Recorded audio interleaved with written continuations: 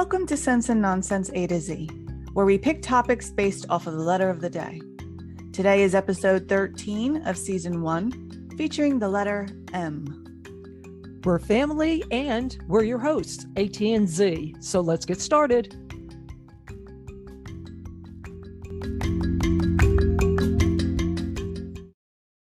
Alrighty, today's is Merhaba.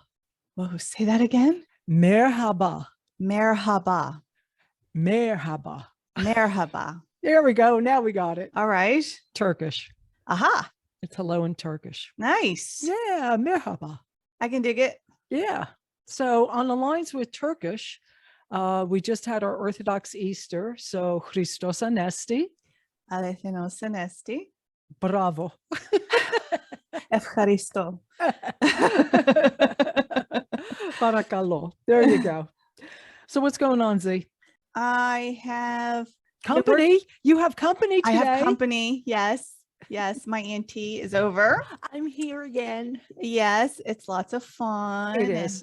It's so good when we do it close rather than long distance. It is because we can chat in between. Yeah. And it's just fun. It's a nice connection. Don't get me wrong. I appreciate being able to do it long distance. Mm-hmm. But there's also something for being able to do it in person every once in a while. Yeah, thank goodness that's an option. It is. And I like it. I do. Mm-hmm. Yeah, it makes it convenient. It does. Yeah. And since we are having good weather, that's super helpful. Oh, yeah. Mm-hmm. Yeah. I've got my flowers going now. I'm starting to percolate spring, and I plant my veg, and I'm super excited about that. Good. Mm-hmm. How about you? I'm usually with the flowers of bulbs. So I planted the bulbs last year. Mm-hmm. Just got over the fasting thing for Easter. So, yeah. I try to fast every year. One year I did all 40 days. Ouch. Yeah, it's hard. Yeah, I bet. But I did it. Yeah. Yeah. We used to do it when we were little. We had to. No, I remember. Mom insisted. I know. And you couldn't even have peanut butter, could you? She really, and of course, we're talking about in the 60s, you know, so we couldn't convince her that peanut butter had no butter in it, because that would have been perfect. Yeah. Anything from an animal we couldn't have. So we had jelly sandwiches. And yuck. Peanut butter and jelly is still my favorite sandwich to this day. How nice it would have been to have been a kid and been able to eat peanut butter and jelly. Even Papu couldn't convince her? He didn't do any of that. Oh. No, he didn't do any of that. No, that's a bummer. He wasn't as religious as Mom was, you know. Well, I don't think anybody is as religious as y'all was. No, she's the most religious person I know. Absolutely. I've never met anybody who's more religious than her. Even my other grandmother, who's pretty religious, nobody. No. And she knew a lot about religion. She sure did. Not only was she religious, she knew a lot about the history of religion and the history of different things. Yeah, she knew her stuff. Yeah, she did. So we ready to get going? Yeah. Let's have some fun and do the 10 questions M edition. Okay. Question number 1. When you want or need to relax for a while, do you put on music or a movie? That's a good question. I put on a movie. Okay. When I need to relax. When I want to be energized, I put on music. Oh, okay. All right. That's good. Yeah. What about you? Relax. For me, it's sports. I know. You know, I have a real hard time sitting still for a couple hours. I really do. Yeah. You know? So anyway, but yeah, for me, it's sports. So it's letter S for me.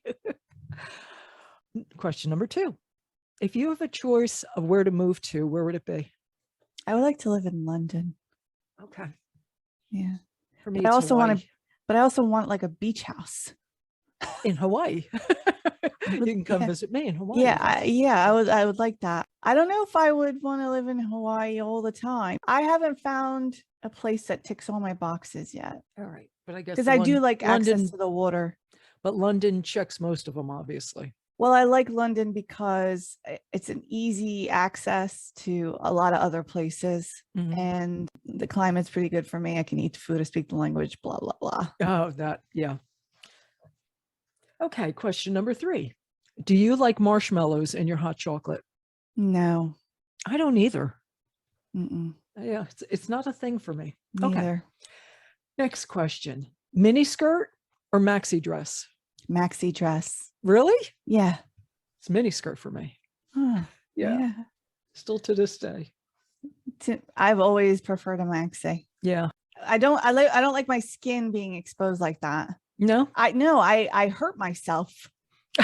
I'm always dinging my legs or something. You're bumping into something and scratching. Yeah. Okay. If you're up at midnight, what are you likely to be doing? Reading. Oh, all right. I'm usually watching Colbert. We're up to question number 6. Are you ready? Mm-hmm. What would you say is your maximum miles per hour ever? Did you ever hit 100? I don't think so. No, I know I didn't. I would say 90. Me too. And then it's like, oh my God, I'm going 90. I know. Then you're like immediately like off it. Oh no. Oh my God. Yeah, I think 90. Yeah, I would say that's correct for me too. Mm-hmm. What is your favorite type of melon? Thornton melon. I know, right? Thornton melon. He's a good melon. He is a good melon. Cantaloupe. Oh, okay. Watermelon for me. I go through phases with watermelon. I kind of do too, but I do like that the best. Yeah. Yeah. All right. Here's a weird one. Main blank. Main man. Main man. You could have had 1,000 to choose from. I know. Okay. Next question. Did you ever read Mad Magazine? Yeah. You did? Yeah. Yeah. I did when I was very young. Me too. Alfred E. Newman. I was young. Yeah. You know who was a big Mad Magazine fan? Jerry Seinfeld. Oh, I can see that. I can too. Yeah. And you know what I was thinking? I wonder if that's where he got Newman from. Maybe. Hello, Newman. Yeah. I was wondering, I did a little research and I couldn't find anything about that. Yeah, probably not. That would have to be on like one of those, like if you watch comedians in cars getting coffee. Yeah. That's where that would come up. Then. Yeah. Sure. Okay, last question. When was the last time you went to a McDonald's? My last trip to Jersey. Really? Yeah, it's road food a lot. Yeah. Because little girl will eat the pancakes from there and the hash browns. Oh, cool. So yeah, cool. So it's usually like a breakfast thing on the way. Yeah. Mm-hmm. For me, it's been about a year. They had a little special coupon on a special ice cream thing that they were. It was a promo for a special ice cream thing, and it was delish. I'm sure. It really was. Yeah. So anyway, all right. So that's it for M questions. Those were good. I'm starting to ask some tough questions. I like that. Yeah. No more softball questions. Getting into nitty gritty. Yeah.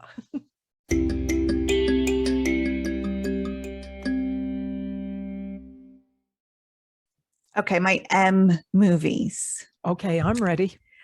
All right. These are some of my favorite movies of all time. Okay. It's The Mummy, the 1999 version with Brendan Fraser, and the one that comes after, The Mummy Returns. Okay. All right. I like Brendan Fraser. Me too, but I like these movies. They're just swashbuckling fun. They're like, Indiana Jones, fun stuff. Yeah. I would say same category. Yeah. It doesn't take itself too seriously. And I like that. I would say I probably watch these at least once a year. Just for fun. Okay. Brendan Fraser is Rick O'Connell. Rachel Weisz is Evelyn Carnahan. John Hannah is her brother, Jonathan. Arnold Vosloo is Imhotep, also the Mummy. And Oded Fehr is Ardith Bey. But in the first movie, they never say his name on screen. Really? Interesting. Yeah. So the mummy becomes the mummy. Although he's never actually mummified, he is wrapped in bandages because he suffers the Humdai, which is like the most heinous of all curses, after he sleeps with Pharaoh's mistress and then she and he kill the Pharaoh. So that's bad news. The bodyguards catch him and they do this horrible curse on him. And then 3,000 years later, we see Brendan Fraser in the city of Hamunaptra, where the mummy is buried. And he is fighting in the French Foreign Legion, and his guys are trying to get the treasure that is supposed to be in Hamunaptra. It's supposed to be the resting place of Egypt's wealth. The mummy is guarded by these warriors called the Magi, and they're descendants of Pharaoh's bodyguards. And they've been watching over the mummy for all this time, because if he's ever released, he's going to bring with him the 10 plagues of Egypt. And also he will be kind of invincible. Mortal weapons are ineffectual against him. And not a good thing. The world. No, not No. really a nice guy. And we don't No. want him hanging around. Through various means, either by death or by getting scared off from the curses, Rick O'Connell finds himself abandoned in the desert. And then the next time we see him, he's in a Cairo prison, which is 3 years later. Mm-hmm. But before we see him again, we see Evelyn, who is a librarian in the Cairo Museum of Antiquities. Okay. And she is very smart, but she is accident prone. And she's shelving books and winds up knocking over the entire library. They just kind of domino all the shelves on themselves, and all the books are on the ground. And they can only do that take once. Oh, I'm sure. Yeah, it would have been a giant mess to clean up and reset. So Exactly. they had to get it perfect the first time, which they did. Mm-hmm. But the curator comes out and he's like, "Give me the plagues, because they were a joy compared to you." But she knows her stuff. She's very good at reading ancient Egyptian, the hieroglyphics and hieratic. But her brother, Jonathan, is a fortune seeker. And he's always bringing her these little trinkets he finds and picks up everywhere to try to sell to the curator. Mm-hmm. And she's had enough of him, because he's always trying to get her to peddle this garbage. But this time he's actually found something. And it's a puzzle box that has a map to Hamunaptra in it. And before this time, that place is kind of a myth. So they take it to the curator, and he winds up burning part of the map that has Hamunaptra on it. And they're like, "What the heck?" But we later find out that the curator is part of the Magi, the bodyguards of the mummy. Mm-hmm. So it turns out that Jonathan got this puzzle box from stealing it from somebody, and that somebody happened to be Rick O'Connell. So they go to the prison and try and get him out. Through some various negotiations, they get him, but not before they start to hang this poor guy. Yeah. And he's swinging from the rope, and they finally cut him down. But in real life, Brendan Fraser almost died from this. He passed out, and they had to resuscitate him because they really hung him. No kidding. Yes. Oh my God. I know. This poor guy, he went through a lot in these movies. He really did physically. And that was just like, woof, that's commitment right there. Oh my God. Yeah. Well, that's way too much commitment. Way too much commitment. So on the way to Hamunaptra, they run into a group of Americans who are also there, and they enter into a competition. And the guy who's leading their team, his name is Benny, and he's actually served with Rick O'Connell a couple of times, and he's always out to save his own skin. He's a little weasel. Okay. And this becomes relevant later, but they finally get to Hamunaptra. They find the mummy, and he's still juicy, and they're like, "Oh, why is he still decomposing after all this time?" I juicy? Don't get it. Yeah, they say he's juicy. He's juicy. And the Americans are like, "I heard you find yourselves a nice juicy mummy.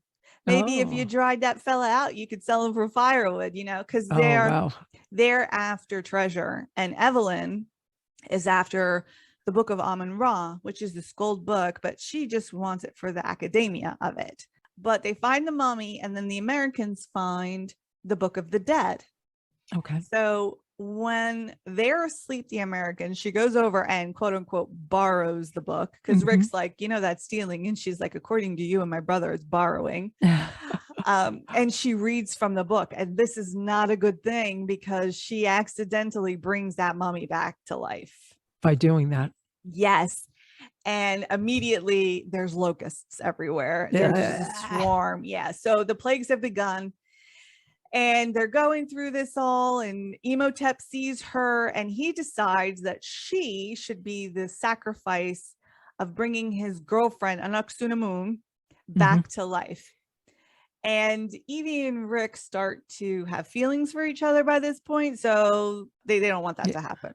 And Brendan Fraser is very handsome at that time. And he was very, like I said, he's swashbuckly. Yeah. So he's very capable. Yeah. He's a gunslinger. He's a fighter. and he's fighting stuff that's not there, and it looks very convincing. And there's comic relief. Jonathan is very funny the whole time, you know, because he's completely inept, but he looks into a lot as well. So little buddy Benny is aligning himself with Imhotep so that he's immune to all the plagues, and he's saving his own skin. And while Evelyn and Rick and everybody are fighting Imhotep, he is busy loading up camels with gold. He's just filling saddlebags and loading them up. And of course, he's greedy. So he keeps going back. And during one of these trips, he winds up triggering a booby trap, which starts imploding the entire city of Hamunaptra. Greed is not good. No, it's not. Another lesson in it. He's still dragging these bags full of gold. Like, even after it starts imploding, he doesn't run for his life. He still wants more gold. Greed. And if he had gotten out of there at the time, he'd have been fine. But he's dragging these bags, and the ceiling's coming down, and it's just like, no good at all. And then he winds up getting eaten by a bunch of bugs. So it's kind of gross. But it's his own fault, so we can't feel sorry for him at all. But the thing is that once Evelyn and Rick and Jonathan get out of there, Edie and Rick ride away on that camel that's laden with gold. So they don't know it at the time, but they actually make out pretty good. And they weren't even there for that treasure in the first place. And they ride off into the sunset. So it's very Indiana Jones like. Yeah. This film actually couldn't be shot in Egypt because the political climate was so unstable. Okay. So they shot it in Morocco. And while they had the official support of the Moroccan army, the cast members had kidnapping insurance taken out on them. And the director did not disclose that until after shooting had finished. Well, that's not good. No. That's ridiculous. Yeah. In The Mummy Returns, pretty much all the main players are back, but Anck-su-namun has a much larger role. She comes back as this woman named Mila, who's like the reincarnated version of her. And Rick and Evelyn also have an 8-year-old son at this point. His name is Alex. And notably, The Rock, Dwayne Johnson, is also in this movie. This was his first movie, and he's the Scorpion King in it. Oh, no kidding. This is his first thing not connected to wrestling that he did. Okay. And of course, The Mummy was done back in the 30s, right? Yeah, Boris Karloff was the Mummy. And I wasn't super impressed with the Mummy shuffling along at like 2 miles an hour. And it's like, whoa, the Mummy's after me. What am I going to do? Well, they didn't have technology back then. No, but you know, you can really logic your way out of some of this stuff. I can outrun them. Exactly. You know, it's like, come on, baseball bat, you're fine. Interestingly, these movies, they had a couple different directors attached to them before Stephen Sommers got it. And the Mummy was supposed to be a scary horror flick in the beginning, but you know, it went through a couple iterations, and by the time Stephen Sommers got it, it was this. And I'm glad it was, because it was more fun this way. Would have been too heavy for that. You know, I mean, Arnold Vosloo played Imhotep straight, definitely, and that was the right thing to do. But the rest of them, they had some comic relief moments, especially Jonathan. You know, he was plucky, and he was always getting himself into trouble. You know, like in The Mummy Returns, the bad guys go to Rick's house and they think Jonathan's Rick, and they're interrogating him, and they've got Egyptian asps in his face, and they're going to bite him with them and everything. And Rick comes in and he's like, Jonathan, what did I tell you about having wild parties? And Jonathan's like, well, when you're popular, you know? So it's that kind of thing. Sure. And sarcasm. It's just a lot of fun. You know, it's basically the same plot as before, except we've got the Scorpion King and the army of Anubis thrown in, and the little boy wears the bracelet of Anubis, and we've got to get him into the pyramid by day 7 or he's going to die. So, I mean, they've got a couple of different obstacles, but it's basically the same thing. And Rachel Weisz and Patricia Velasquez had this like a couple big fight scenes, and they trained for 5 months to do those, and they did them without any stunt women, which I thought was very impressive. So these are just fun movies. I really like them. Cool. So that was my M movie, The Mummy and Mummy Returns. Neat one. All right, so it's my turn for favorite M movies.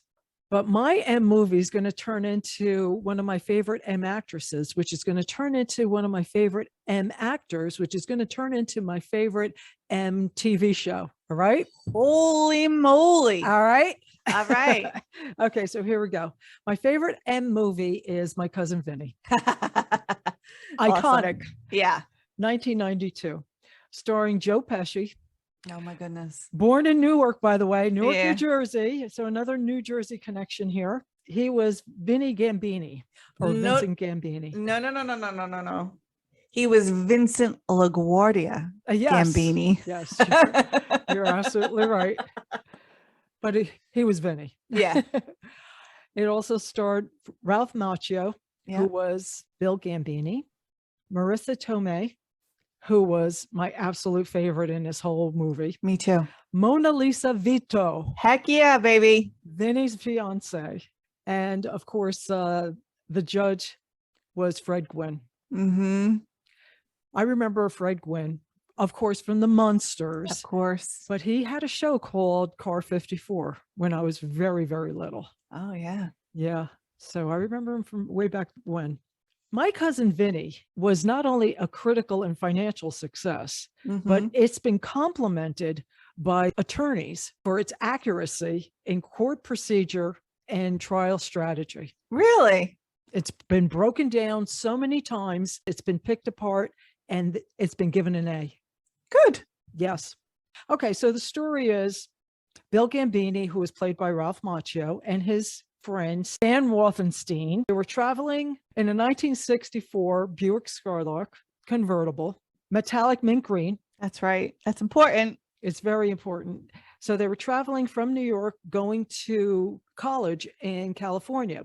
However, they made their way through Alabama. They went through South. I guess they were taking the scenic tour. The very scenic tour. While they were in Alabama, they stopped at a Sack o' Suds convenience store. When they left, they accidentally didn't pay for a can of tuna. Well, actually, it was Ralph Macchio. Pulled it out of his coat and he was like, oh my God, I forgot to pay for this can of tuna.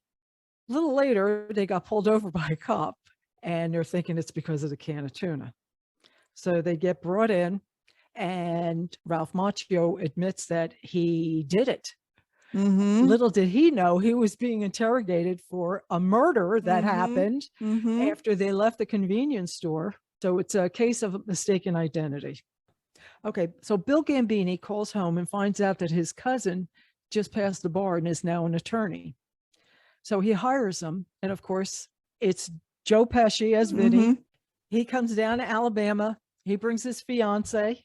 Yeah. Of course, Vinny is a personal injury attorney. Yep. Not one iota of trial experience. No. Or courtroom experience. He's never been in a courtroom. Totally out of his element. Yeah. Makes a ton of mistakes, a ton of mishaps, which is hysterical along the way. Oh my goodness. Well, it's great because he's got a leather jacket on. He's got like what Cavaricci pants are on or something like that. And a gold necklace. And they're standing out there and they do not, they stick out like a sore thumb. And that's what he's telling her. He's like, stop asking about Chinese food. You stick out like a sore thumb. And she's like, oh, blend. Yeah, you blend. Yeah. Vinny and Mona Lisa are from Brooklyn. Pesci grew up in New Jersey, but he does such a good job as being from Brooklyn. Oh, yeah. And Marissa Tomei, she is from Brooklyn. Yes. That's why her Brooklyn accent is so spot on. It's such a fun movie. It's so funny. There's so many great scenes. There's so many great liners when he's interrogating these so-called witnesses. Obviously, they just came out of nowhere. A woman who wears these glasses that she really can't even see out of. The famous, how many fingers am I holding up? Comes from there. And the one guy, when he was making grits. Yeah. And he was saying that, yeah, I was making grits. Well, how long were you making the grits for? He said 5 minutes.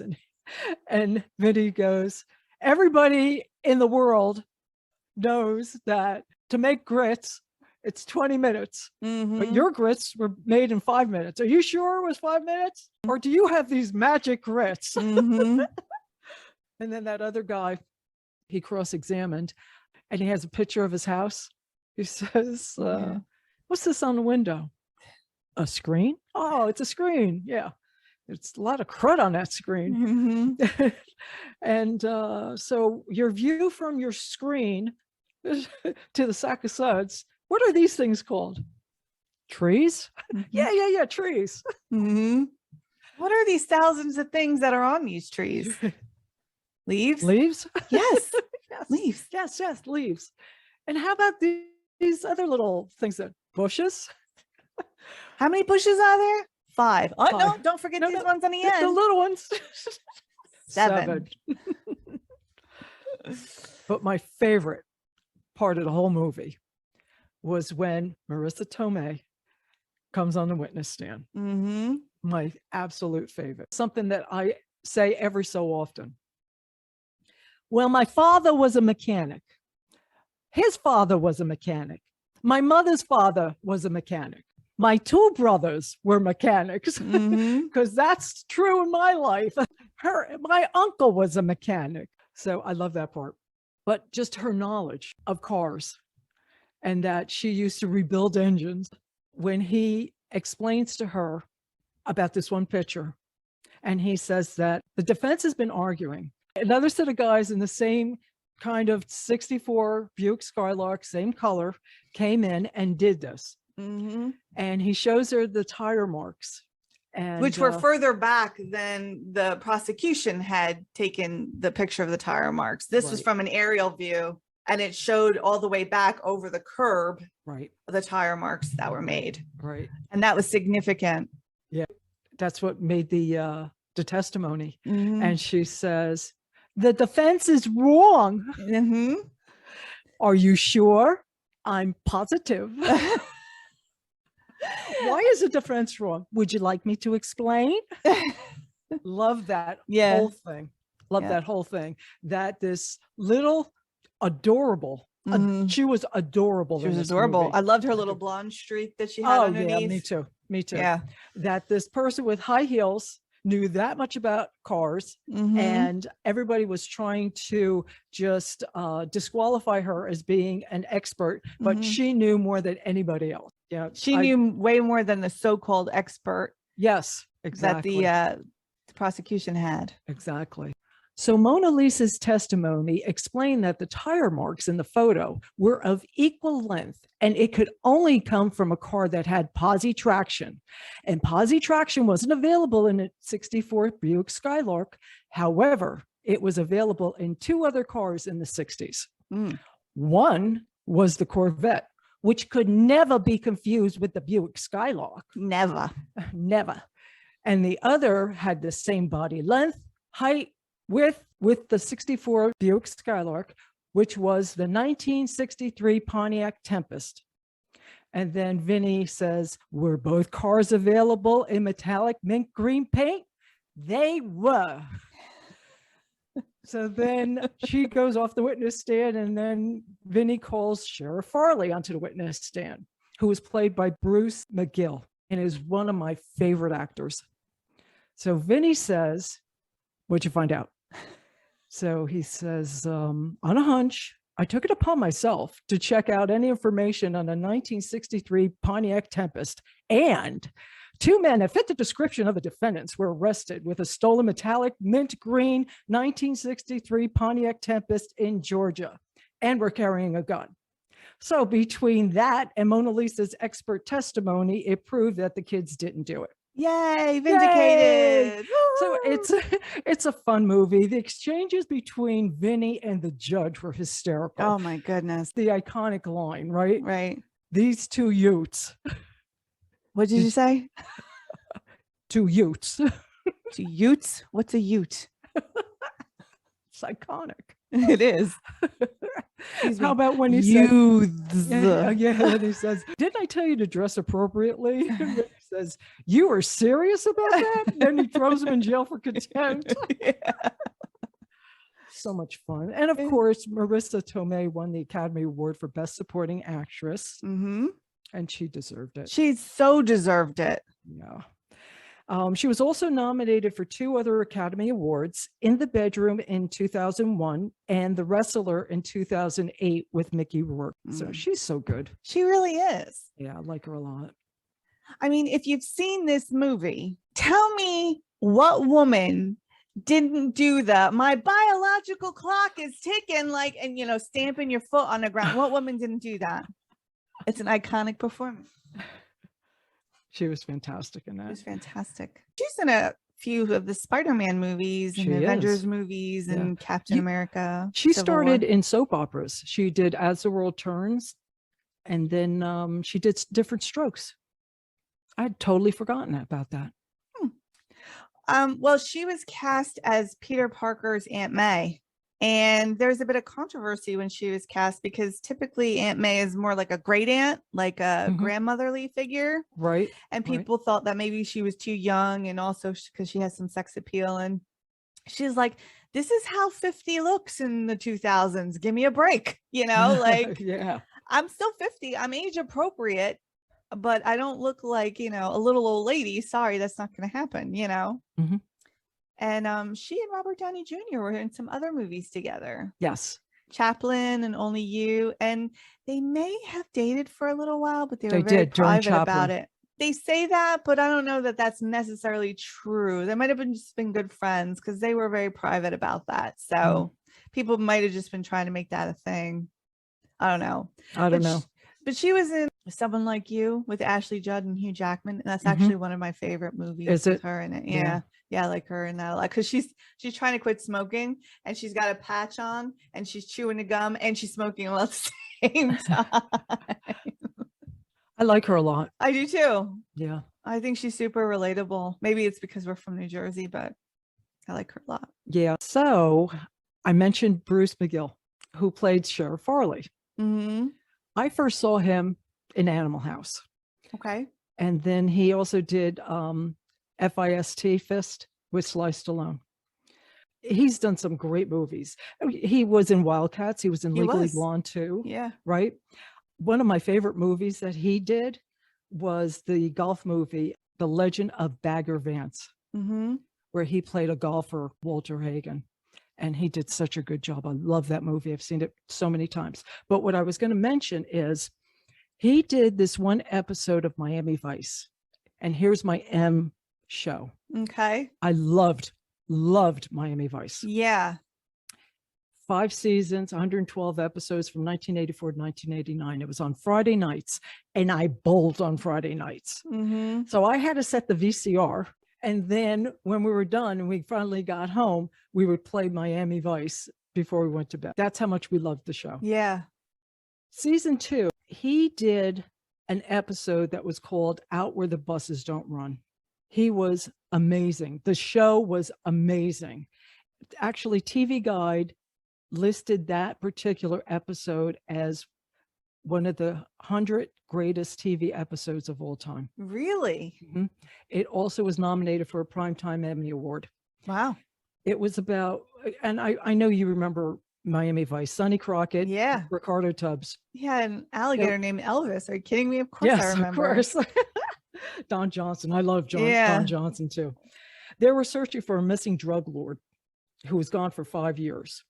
And Bruce McGill played a ex-vice cop. His name was Hank Weldon. He had retired at that time, and it was a mental issue for him. His one quote in that episode was, "Clam juice is an excellent beverage." He kept on saying that. This drug lord's name was Tony Arcaro, and it ended up that 5 years earlier, he was up on trial and he got off, of which kind of set off Bruce McGill's character. He apparently caught him, killed him, brought him to an abandoned building and built a wall around him. My goodness. Yeah. His partner was David Strathairn. The whole scene, it's excellent. He leads Crockett and Tubbs to this abandoned building because he's actually trying to help the guys trying to find this drug lord who's been missing, right? So he leads them to this abandoned building, leads them to where the area is, and he tells them, "Tony's right here. Let me show you where he is."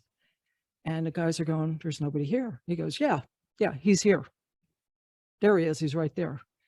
And he takes a bar and he starts breaking down the wall. And Sonny comes around and looks into the open wall, and sees this dead guy, and he has the newspaper of when he was acquitted. And during that whole scene, you know the song Brothers in Arms from Dire Straits? That plays the whole time. I'd say it's Miami Vice's best episode. I've never forgotten it. And Bruce McGill was so good in it. He was so good. Awesome. Yeah. So if you ever have a chance, it's season 2. Okay. Out Where the Buses Don't Run, Miami Vice.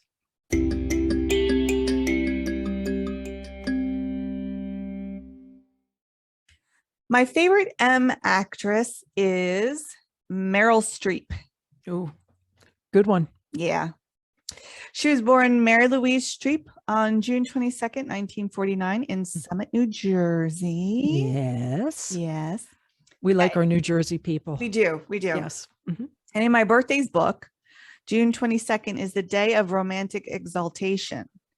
And in this book, in the margins, they list some people of note that have that birthday. Okay. And sometimes a picture or two of some highly notable people. Okay. And Meryl Streep is number 1 on that day. Oh, no kidding, in that book. And it's also her picture. Yes. So, wow. Yeah, she is the highest on that day. So I'm going to get right to it and say she's won 3 Oscars. Yeah. She's amazing. She's amazing. Best actress in a supporting role, Kramer versus Kramer, 1979. That's where I first saw her. Best actress in the leading role, Sophie's Choice, 1983. And best actress in the leading role for The Iron Lady in 2011. Right. She's won 178 awards and been nominated 378 times. Amazing. Amazing. She's considered by many to be the greatest living actress. I think she's just one of the greatest living actors, period. I think so too. She's been nominated for an Academy Award 21 times, the most. It's amazing. For a while, she studied to be an opera singer. She went to Vassar, and then when she graduated, she went to Yale School of Drama. She's known for being meticulous and constantly working on her craft. She is a perfectionist. And she was inducted into the inaugural class of 2007 New Jersey Hall of Fame for her services to arts and entertainment. She's also appeared in 2 films that have been selected for the National Film Registry by the Library of Congress: The Deer Hunter, 1978, and Manhattan, 1979. She also presented Paul McCartney with the 1990 Grammy Lifetime Achievement Award. So, hey, pretty good. Pretty good is pretty right. Good. Yeah. So for the movies, there are a ton of movies. Yes. A ton. Yes.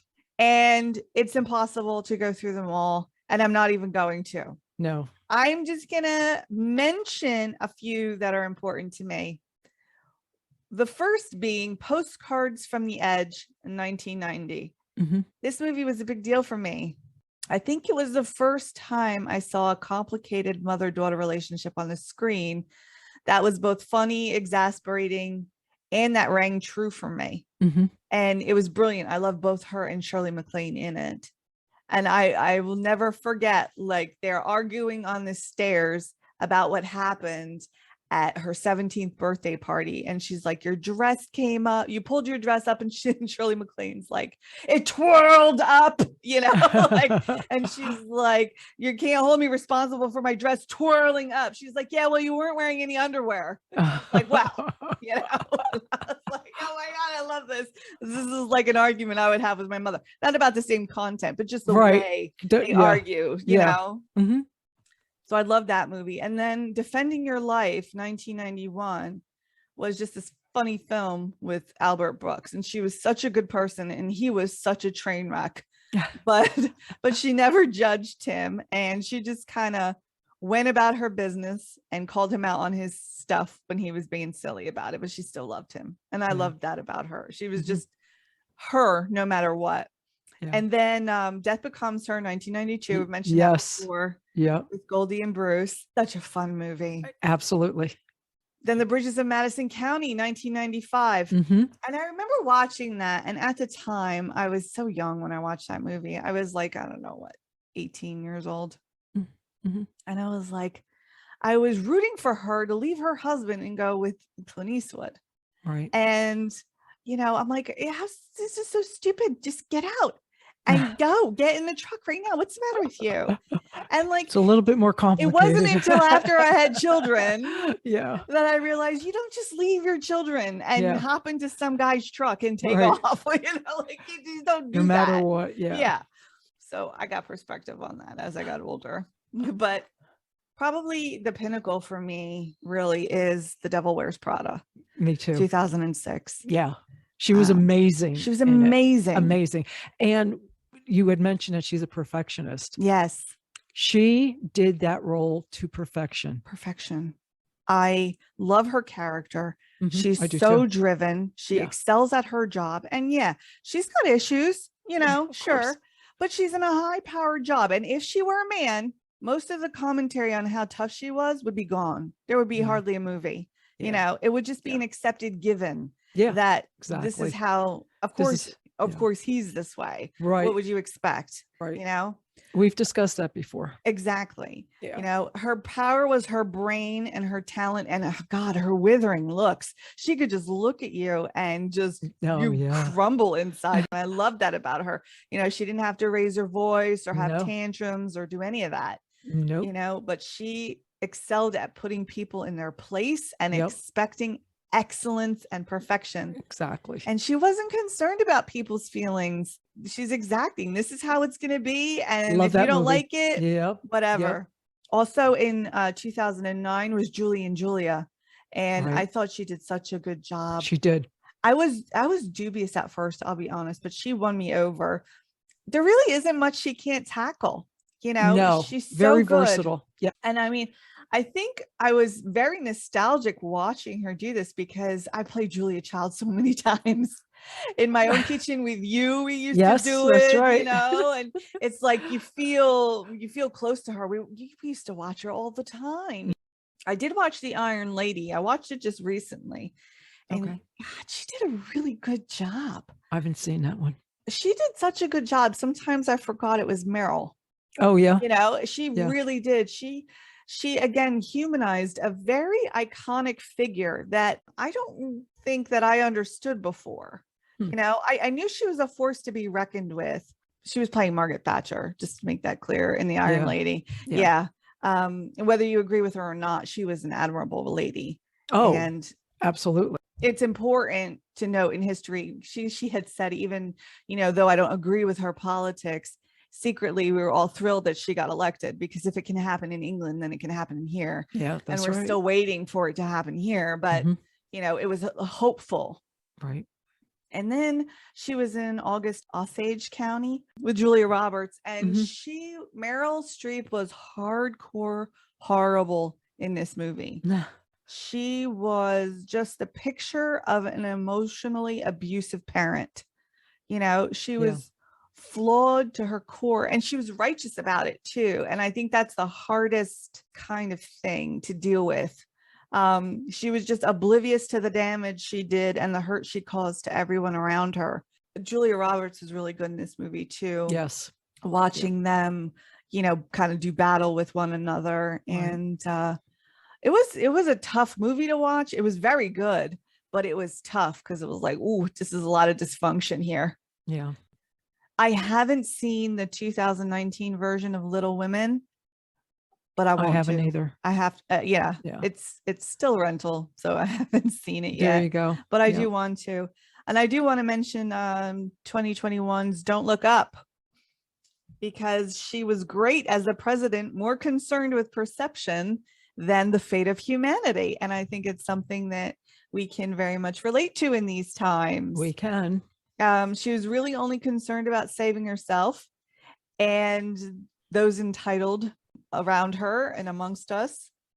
And then once they do, I love the fact that they're barely out of stasis, walking around on their new planet, and she gets killed within like 2 minutes. So there's not enough you could say about her. No. She is amazing. I think she is. She got the Presidential Medal of Freedom Award from Barack Obama. Right. That's amazing in itself. She's just so graceful, and she's down to earth. You know that. She is, but she's Yes. got like a classiness to her. Like Yeah. you never, and I got to give her a lot of credit. She's not afraid of getting older. No, she actually refuses to get any work done on her face. So glad. I'm Yes. so glad that there's some actresses out there who are like, hey, this is the way I am. Those are the kind of people that I look up to. Me too. And she says, you look weird when part of your face is frozen. That's the part that your eye is drawn to, and you're trying to minimize it, but that's the part that you focus on the most. Exactly. You look weird. She's just not into messing with that. And I like that a lot about her. Yep. The other thing I like about her a lot is she doesn't really like to campaign for the Academy Awards. She thinks that's like crass to do that, Yeah. So I'm with her on that. Me too. Me too. I like her as a person as well as an actor. And I think that translates a lot into a lot of this work, even though I don't like everything she's ever done. No, I'm not crazy about some of the movies either, but still, I mean, the movies that I like her in. Yeah. Well done. I like her a lot. Yeah. And even the stuff that I don't like her in, I appreciate her craft. I appreciate what she's done, even if I don't like the movie itself. Right. And she's one of the few that I can say that about. Did you like Mamma Mia? No. You didn't? I had a feeling that's what you were going to say. I don't. I've watched it twice. And because I thought, well, maybe I was in a bad mood the first time, or I didn't give it a fair shake. I don't like it. Yeah. I don't like it. Maybe it would have been fine without the singing, but I didn't like it at all. I don't really like ABBA, which is a big part of it, but I didn't like the singing. I didn't like it. Did you like it? It was okay. Yeah. It was just okay. They made another one. And, they did. Yeah. I haven't seen that, but no, I'm I haven't not either. going to pay to see it because I didn't like the first one. Not happening. I'm sorry. Yeah. That movie was a big deal. People went bonkers for it, but that was just one where I was like, not for me. Yeah. But overall, I like her very much. Oh, me too. She's one of my favorites as well. Yeah.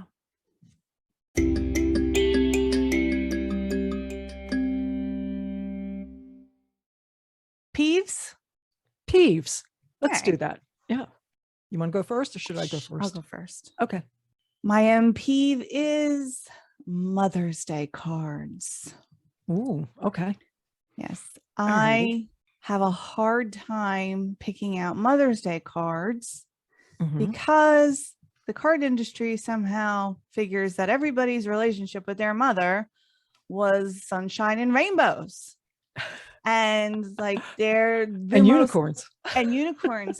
There's a lot of religious cards too. Ton of them, but it's not even the religious ones that bother me so much. It's just the syrupy ones. It's like, if you weren't my mother, you'd be my best friend. You are my best friend because you're my mother. Yeah. And your advice was so awesome. And you've been there every step of the way. If it wasn't for you. Yeah. Yeah. It's like, I know nobody who has had a relationship with their mother like that. Yeah, including I me. don't either. Right. So it's like your selection of Mother's Day cards is so small because then you have to go to the humor ones, and you have to I like find the humor ones anyway. I do too, but you got to find one that's not jerky, because you don't want to go jerky. Yeah. But you got to find one that's cute and funny and that kind of fits as well, so that they don't feel like you're getting them BS card either. Sure. So it's a very tricky thing. I wish they would just put out some more realistic Mother's Day cards, like a generic thing. Like I'm glad you're alive. Happy Mother's Day. We had some good times. Here you go. Here's your card. It's Mother's Day. Here's your card. Yeah. There you go. Yeah. Like that one vacation was fun. I'm glad we went. See you at Thanksgiving. You're my mother. Happy Mother's Day card. Yeah. There you go. That kind of thing. Even if it was a decent relationship, getting these cards is like, oh my God, it's such crap. Anyway, they know the relationship you had. And when you get them this card, it rings false anyway. Yeah. So it's like, what's the point of getting this? Like, they don't know. They were there for it. They know what happened, you know? Yeah. Mine was actually easy because my mother didn't really read English. Yeah. So I just looked for a pretty picture. Uh-huh. Didn't really care what it said on the inside. Right. You know, as long as it had a pretty picture, she was happy. Sure. Yeah, sure. It was simple. The grandmother ones are easier because I can get a sappy one for my grandmother and it's fine. And for my son, I can get a sappy one for my mother because that's fine. Yeah. It's like that relationship is easy. Yeah. But the mother kid one, especially mother daughter, it's like, oh my God, especially if you're from New Jersey, forget it. Nobody had that storybook relationship with their mother from New Jersey. No. Nobody. I don't know anybody either. Nope. In New Jersey, mothers work their daughters hard and they cut us no slack whatsoever. None at all. You know. Nope. Thanks for being a taskmaster and busting my balls. Let me write that down. That's for your card. So that's my beef. I got a beef with Mother's Day cards. Okay.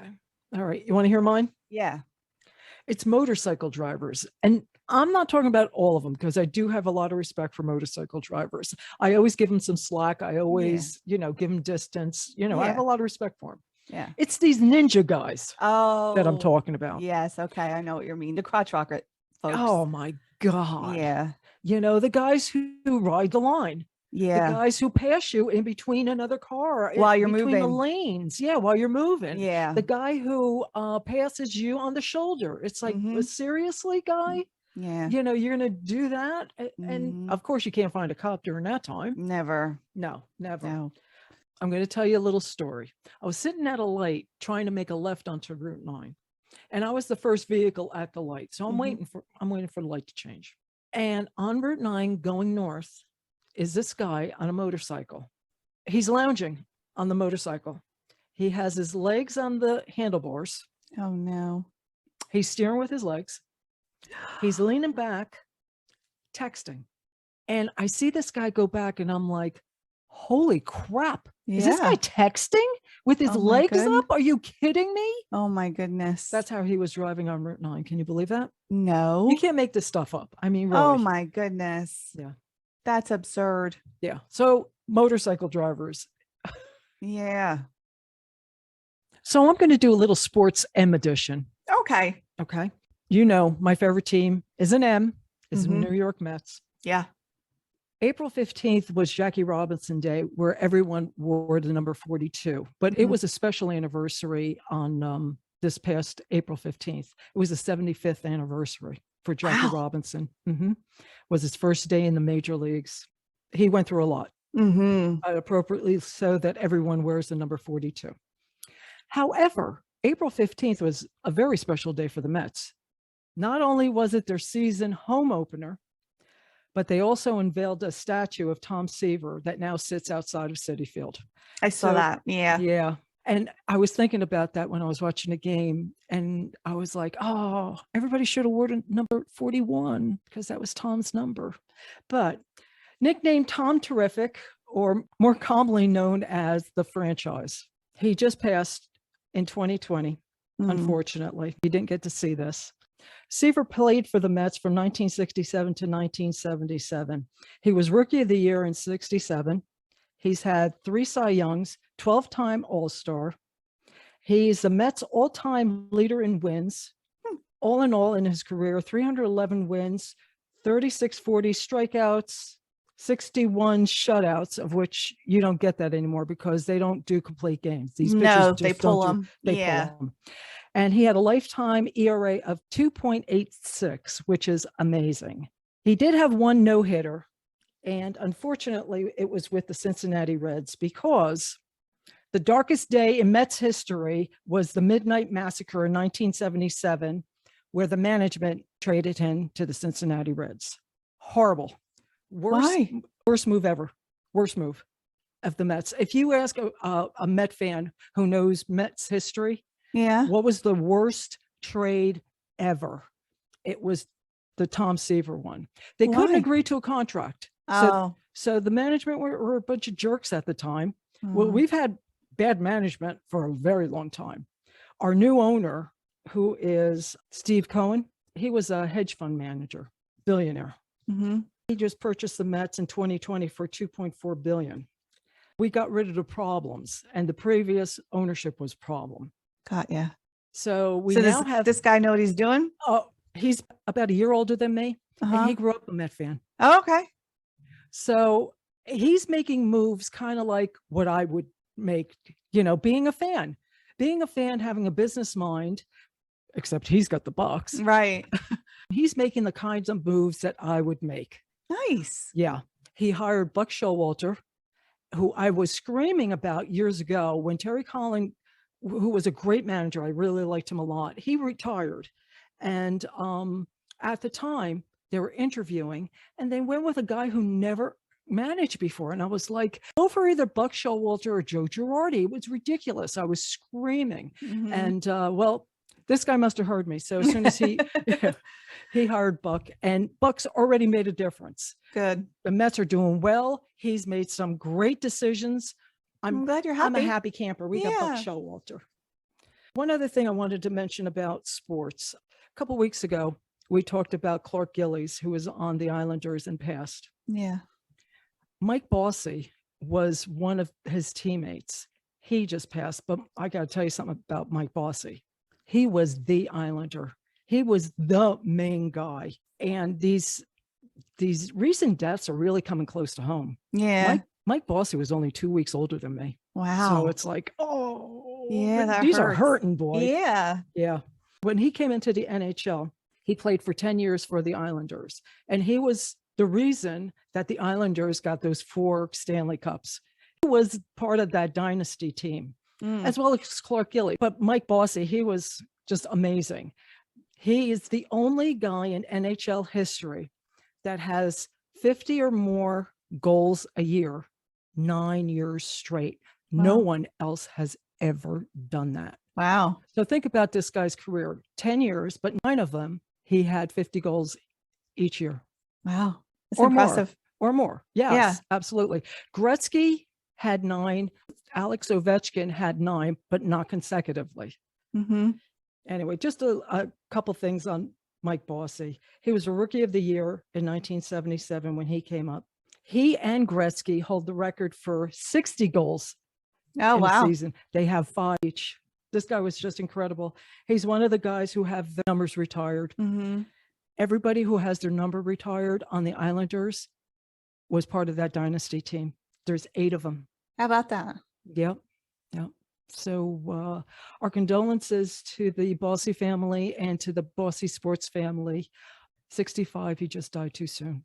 Good grief. Yeah.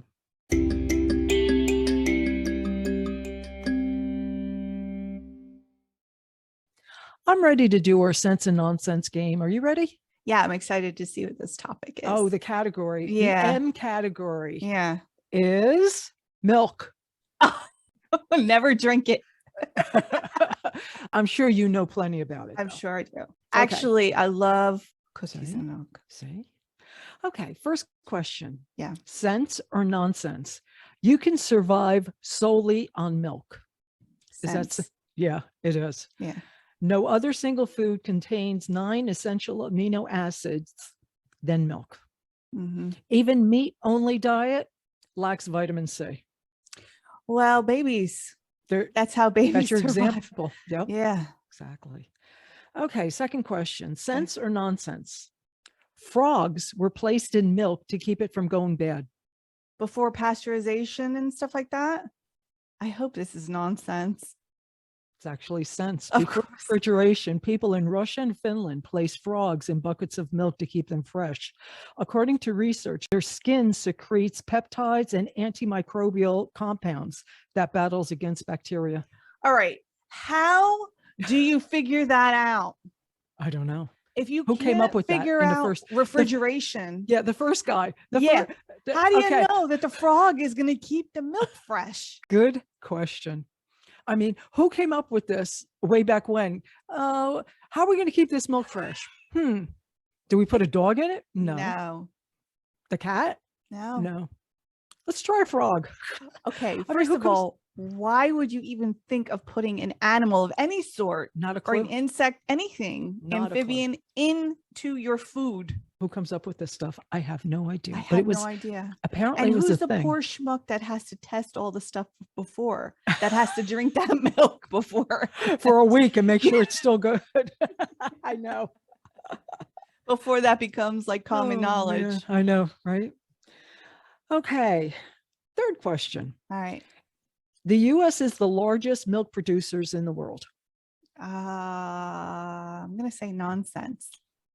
You would be correct. India, with 22% of the global's production. However, the main product that they produce is skimmed milk powder. Oh, US is second, and our top states are California and then Wisconsin. all right. I've got another one for you, though. Oh, We got a bonus one. Uh-oh. Yes. Okay. People in the US drink more milk than any other beverage. Is that sense or nonsense? I'll say sense. Even though the average American consumes about 18 gallons of milk per year, the number one drink is bottled water. Okay, good. Thank two, God. Yeah, number 2 is carbonated soft drink. Number 3 is coffee. Number 4 is beer. And number 5 is milk.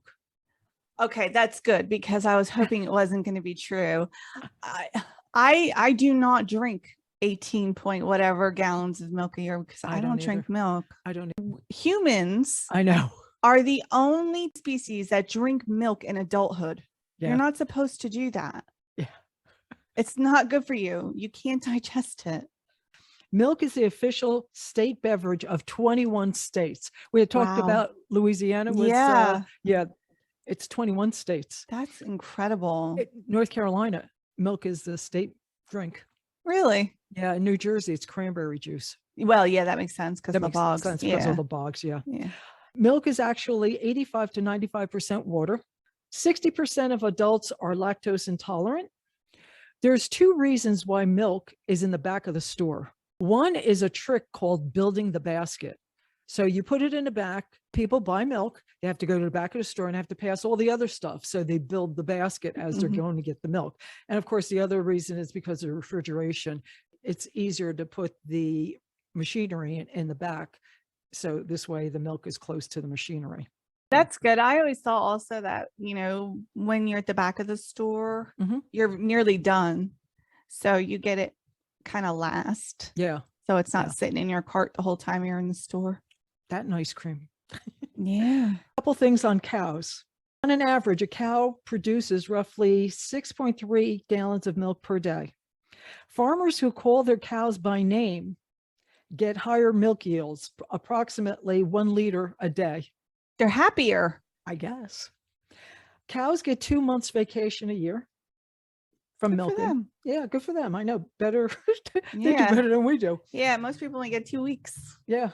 A cow is more valuable because of its milk rather than its beef, because of milk, cheese, butter, and yogurt. So the U.S. dairy industry has repeatedly attempted to sue producers of alternative dairy products, different products that call themselves milk. In 2018, a court ruled that almond milk was unlikely to be confused with dairy milk. I agree. Okay, so let me tell you a little story. During the pandemic, I went to BJ's. I picked up a gallon of the lactose-free for hubby. And I got almond milk for myself. And they were checking carts. So, you go to the front of the store right before you do checkout. The girl says to me, "You can only have 1 gallon of milk." And I said to her, "The almond milk is not milk." Right. And she said, "I'm sorry, you can only have one milk. That's it." And I said, "Okay, I'm not going to cause a scene." So I took the lactose-free stuff, and she took the almond milk from me. Yeah. That's so ridiculous. She was confused. Okay. The court is wrong. I don't know if she was confused or if they just said that because it's not the same. It isn't. One comes from a cow. Yes. And the other one comes from a nut. Yeah, they're not the same thing. I know. Okay, a couple other things. Stolen milk crates is an expensive problem for dairy farms. Each state has different penalties, usually between $200 and $1,000 if you're caught. However, Whoa. Pennsylvania, you can get up to 90 days in jail. Wow. Yeah. All righty. And this was a strange little thing. Mothers produce different milk for girls and boys. Studies have found that mothers produce 35% more fat in their milk when they're breastfeeding their sons. When they're feeding their daughters, they're higher in calcium. Really? I was surprised. That's super interesting. Yeah. What if you've got twins? One's a boy, one's a girl. I don't know. What happens then? I don't know. Okay, I got a little nutty fact. Okay. The cereal companies that have commercials, yeah, they don't use milk in their commercials because the like the flakes or whatever gets too soggy as they're trying to film. Yeah. They use Elmer's glue. Gross. I know. It's like, what about the poor people who are like eating the cereal? That's a different story, of course. Oh. But it's the one that, sits on the table for a while and you have to photograph it. And there you have it. Milk. I like ice cream. Ice cream's good. I was just going to say ice cream's good. I'll brave it for ice cream. Right. But... You have to brave it for ice cream. Come on. Yeah. And for your coffee too. You don't put any milk in your coffee? I'm a milk creamer. I do both. Nah, I haven't used milk in years. No. Mm-mm.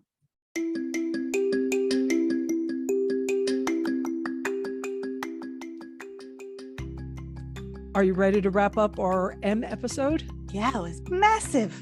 We had a lot of M's. A lot of M's. And no M&Ms. No. Maybe next time. I know. You ate some M&Ms today. I did love them. Yeah. My favorite ones are the peanut butter ones, by the way. We talked about this in another episode. I love it. my favorite ones are the ones with the peanut in them, which is interesting because that's the only time I eat peanuts. Oh, isn't that something? Yeah. We appreciate you listening. With that, we're out of here.